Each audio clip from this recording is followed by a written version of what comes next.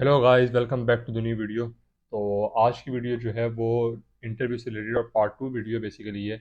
Part one अगर अभी तक आपने नहीं देखा तो वो आप जाके देख सकते हैं। वो स्कैम से रिलेटेड थी कि जॉब के अंदर किस तरह से जो है वो स्कैम किया जा रहा है लोगों के साथ, कि सिर्फ ओनली इंटरव्यू में पेयर होने के पैसे लिए जा रहे हैं। तो अगर आपने नहीं देखी अभी तक तो वो आप जाके देख सकते हैं।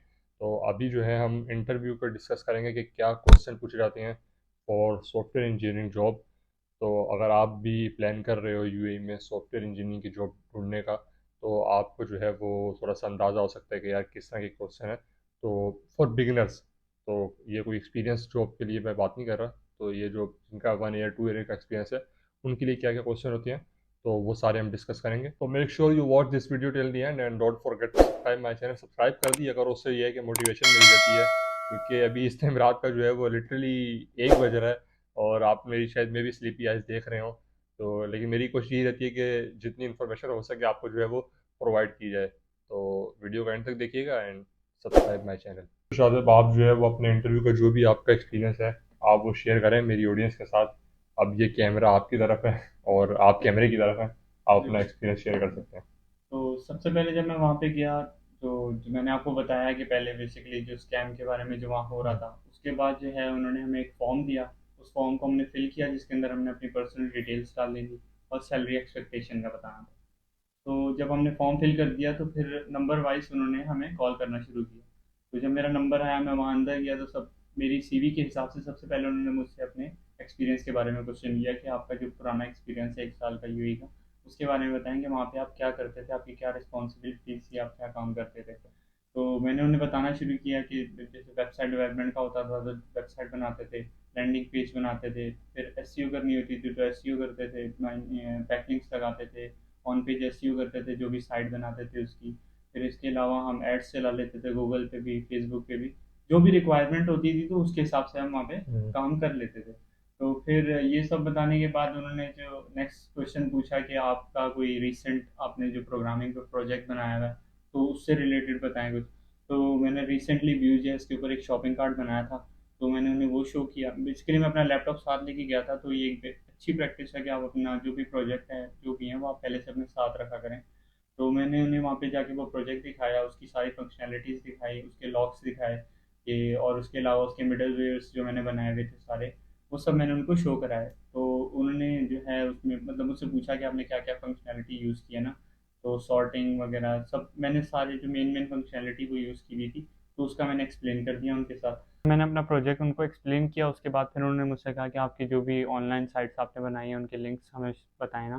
तो मैंने वो बेसिकली कवर लेटर में मेंशन थे, लेकिन मैंने कवर लेटर देखे बगैर ही, क्योंकि मुझे रिमेंबर भी था ये एक अच्छा होता है, उन पे इंप्रेशन अच्छा पड़ता है कि आपने बनाया आपको पता ही नहीं है कि क्या लिंक्स थे। तो मैंने सारे लिंक्स 4 से 5 लिंक्स उनको ओपन करके दिए उसी वक्त। तो उन्होंने वेबसाइट्स को एक्सप्लोर किया जिसमें कि ई कॉमर्स की वेबसाइट थी और टेक्निकल रिलेटेड भी थी। और तो मैंने डिफरेंट डिफरेंट ही ओपन करके दिए थे। मैंने माइंड में पहले से रेडी किया हुआ था कि अगर वो मुझसे कहेंगे तो मैं इस तरह की चीज़ शो करूँगा। तो फिर मैंने उनको वेबसाइट्स का दिखाया। फिर उसके बाद जो है उन्होंने मुझे 2 वेबसाइट्स दिखाई। उन्होंने मुझसे कहा कि आप ऐसी वेबसाइट बना सकते हैं। तो मैंने कहा जी बिल्कुल बना सकता हूँ। तो उसमें से उन्होंने एक वेबसाइट सेलेक्ट की जिसमें एनिमेशन ज़्यादा थी। तो उन्होंने मुझसे कहा कि ये वेबसाइट आप पहले बताएंगे किस पे बनी हुई है।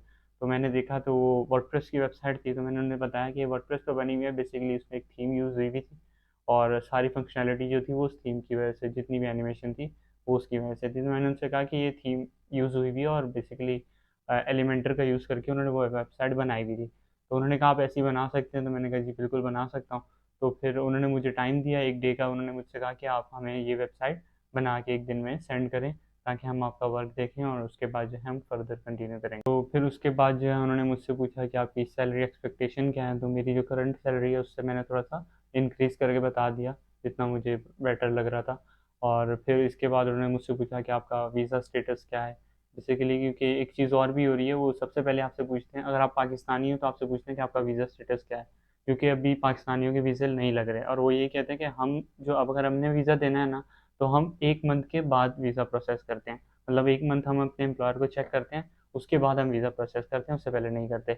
और एज अ पाकिस्तानी आपके पास अपना वीज़ा होना चाहिए स्टार्टिंग। मतलब अगर आप विजिट वीज़े पे हो तो वो आपको नहीं करेंगे, आपको कैटर नहीं करेंगे कैटे आपको, नहीं करेंगे अभी जो क्योंकि करंट ऑब्वियसली सिचुएशन जो चल वीज़े रही अभी है। इस टाइम पे जो है जो जो फर्स्ट टाइम पाकिस्तान से आ गए हैं किसी भी तरह से, अगर उनका विजिट लग भी गया है तो उनका वर्क वीज़ा में जो है वो कन्वर्ट नहीं हो रहा। और तो मिनिमम भी वो कह रहे थे कि मतलब आपका वीज़ा हो भी अगर जो है वो 3 मंथ्स का हो हो हम्म, फिर जो है हम आपको ताकि कंसिडर करेंगे। प्रोसेसिंग टाइम उनको जो है वो हम्म। मिल जाए चेक करने का भी, और फिर जो वीज़ा का भी जो है वो मिल जाए। तो इसलिए जो है वो ये चीज़ें लाजमी ज़रूरी हैं कि अगर आप आ भी गए हो तो यहाँ पे इस टाइम पे, अगर आप फर्स्ट टाइम आए हो, अगर आप पहले यू आई डी नहीं बनी हुई आपकी, तो मुश्किल है कि आपको इस टाइम पे वर्क वीज़ा कन्वर्ट हो। आने वाले रिसेंट डेज में भी हो सकता है, आने वाले अपकमिंग डेज में ये चीज़ को जो है वो ख़त्म हो जाए कि वर्क वीज़ा में कन्वर्ट होंगे। लेकिन जो यहाँ पे ऑलरेडी रह रहे हैं, जो यहाँ पे ऑलरेडी, जैसे शादेब जो है वो यहाँ पे जॉब कर रहा है, अब ये एक चीज़ बहुत अच्छी है उन लोगों के लिए जो यहाँ पे ऑलरेडी जॉब कर रहे हैं, उनके लिए अपॉर्चुनिटीज़ ज़्यादा है, क्योंकि वो ऑलरेडी अगर वो स्विच करना चाहते हैं ना कंपनी, तो उनकी जो है वीज़ा जो है वो स्विच हो रहा है। अगर आप एक कंपनी टू कंपनी जा रहे हो दूसरी कंपनी, तो आपका वीज़ा जो है वो स्विच हो रहा है। तो इस चीज़ से आपने नहीं वो जो है परेशान होना। लेकिन अगर आप फर्स्ट टाइम आ गए हो यहाँ पे, तो वर्क वीज़ा इस टाइम पे मिलना भी थोड़ा सा मुश्किल है, लेकिन फ्यूचर में जो है ये चीज़ें ख़त्म हो जाएंगी। तो दोस्तों ये जो है वो इंटरव्यू से रिलेटेड वीडियो थी आज। आपके लिए एक और इन्फॉर्मेटिव वीडियो बनाई गई है ताकि आप लोगों को जो है वो आइडिया हो सके कि इंटरव्यू में किस तरह के क्वेश्चन होते हैं और किस तरह आपने जो है वो आंसर देने होते हैं, कैसे आपने सारी चीज़ें अप टू डेट रखनी होती है अपनी, जो भी आपके प्रोजेक्ट होते हैं वो आपने उसी टाइम उनको जो है वो बताने होते हैं। और अगर कोई टास्क दें तो वो फिर आपको उसके हिसाब से टाइम भी देंगे। अगर कोई शॉर्ट टास्क होगा तो उसका जो है शॉर्ट स्पैन का टाइम होगा, लेकिन अगर कोई वेबसाइट वगैरह दे दें तो उसका थोड़ा सा बड़ा टाइम होता है, ज़्यादा टाइम होता है। तो वो सिचुएशन के हिसाब से आपको और कंपनी टू कंपनी जो है वो वेरी कर सकता है। तो अगर वीडियो आपको अच्छी लगी हो तो लाइक कर दीजिएगा, कमेंट करके अगर आपका कोई क्वेश्चन है आप पूछ सकते हैं। And don't forget to subscribe, subscribe लाजमी कर दीजिएगा। Thanks for watching.